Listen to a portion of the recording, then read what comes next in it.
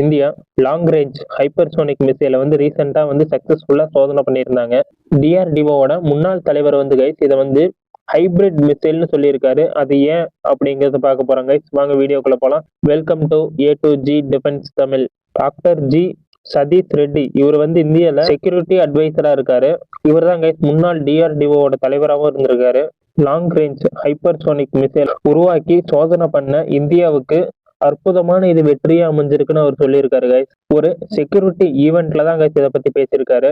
இந்த செக்யூரிட்டி மீட்டிங்ல guys doctor Reddy வந்து அதிநவீன ஆயுதங்களை பத்தியும் அந்த ஆயுதங்கள்ல இருக்கிற முக்கியமான அம்சங்களை பத்தியும் வெளியிட்டு இருக்காரு கைஸ். இந்த ஹைப்பர்சோனிக் மிசைல் வந்து உலக அளவுல ஏவுகணை தொழில்நுட்பத்துல வந்து ஒரு கேம் சேஞ்சரா இருக்கும்னு சொல்லியிருக்காரு. இந்தியா கைஸ் இந்த மாசம் தொடக்கத்துல வந்து வெற்றிகரமா ஒரு ஹைப்பர்சோனிக் ஏவுகணையை வந்து சோதனை பண்ணிருக்கு. வழக்கமா சோதனை பண்ற இது ஹைப்பர்சோனிக் க்ரூஸ் மிசைல் இல்லைன்னு சொல்லி டாக்டர் ரெட்டி வந்து தெரிவிச்சிருக்காரு. அது ஏன் அப்படிங்கறத பார்க்க போறாங்க.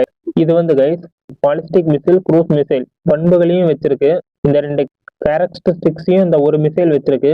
இதனாலதான் கைஸ் இதை புது ஹைபிரிட் மிசைல்னு சொல்றாங்க. இதை வந்து லான்ச் பண்ணும்போது கைஸ் ஒரு பாலிஸ்டிக் ஏவுகணை மாதிரி தான் லான்ச் பண்ணுவாங்க. அப்புறம் வந்து இது ஒரு பாதி தூரம் கடந்த பிறகு இது வந்து ஒரு க்ரூஸ் மிசைல் மாதிரி இதை வந்து மாத்திரலாங்க. இந்த மாதிரி ஒரு ஏவுகணை வந்து உலக அளவுல வந்து யாருக்கிட்டையுமே இல்ல. எக்ஸ் மீடியால வந்து இதை குறிப்பிட்டு இருக்காரு. க்ரூஸ் ஏவுகணை மாதிரியும் ஒரு பாலிஸ்டிக் ஏவுகணை மாதிரியும் இது செயல்படுறதுனால இந்த ஹைப்பர்சோனிக் வந்து ஒரு புது ஏவுகணை மாதிரி வெளியே காமிக்குது. இப்ப பாலிஸ்டிக் ஏவுகணை வந்து ரொம்ப வேகமாகவும் ரொம்ப உயரமாகவும் பறக்கக்கூடியது. க்ரூஸ் ஏவுகணை வந்து ஒரு சூழ்ச்சி திறனோட பறக்கக்கூடியது கைஸ். இது ரெண்டையும் சேர்த்து நம்ம ஒரு ஹைப்பர்சோனிக் ஏவுகணையை தயாரிச்சிருக்கோம். நம்ம இந்த மாதிரி ஏவுகணையை வந்து பயன்படுத்தும் போது எதிரியோட இன்டர்செப்டார்ஸ் வந்து நம்ம ஏவுகணையை வந்து தடுக்கிறது ஒரு ரொம்ப கஷ்டமான விஷயங்க.